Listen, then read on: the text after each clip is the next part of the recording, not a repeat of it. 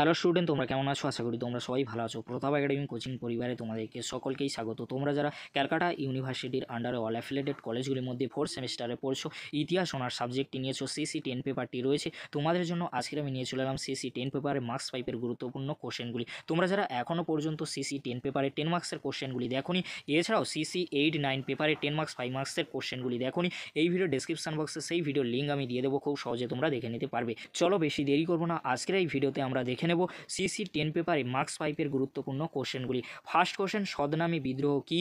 অযোধ্যা কিভাবে আঞ্চলিক শক্তি হিসেবে আত্মপ্রকাশ করেছিল? ভারত মহাসাগরে ডাচ বণিকদের ভূমিকা কী ছিল? তিনটি কোশ্চেন তোমরা ভালো করে দেখে যাও, অবশ্যই তোমরা এখান থেকে একটি কোশ্চেন কমন পেয়ে যাবে। কারণ তোমাদেরকে বলে রাখি, সদনামী বিদ্রোহ 2023 সালে আসেনি। এই কোশ্চেনটি অত্যন্ত গুরুত্বপূর্ণ। এই কোশ্চেনটি 2024 সালে আসার সম্ভাবনা কিন্তু প্রবল রয়েছে। নেক্সট কোশ্চেন কী রয়েছে তোমরা দেখে নাও। দাক্ষিণাত্য ক্ষত কাকে বলে?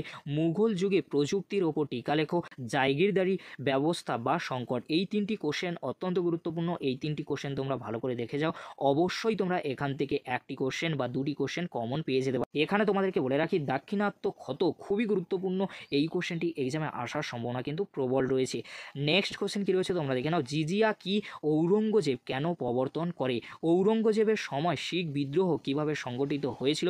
1719 খ্রিস্টাব্দে মুঘল মারাঠা চুক্তির প্রধান শর্তগুলি কী ছিল? এই যে তিনটি কোশ্চেন আমি বললাম, এই তিনটি কোশ্চেন অত্যন্ত গুরুত্বপূর্ণ। এরই মধ্যে থেকে একটি কোশ্চেন তোমরা এক্সামে কমন পেয়ে যাবে।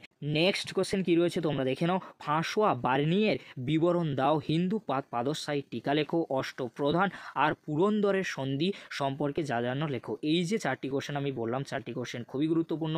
এই চারটি কোশ্চেনের মধ্যে একটি কোশ্চেন এক্সামে আসার সম্ভাবনা প্রবল রয়েছে। এবারে তোমরা দেখে নাও মার্কস 5-এর জন্য কিছু এক্সট্রা বা সাপোর্টিং কোশ্চেন।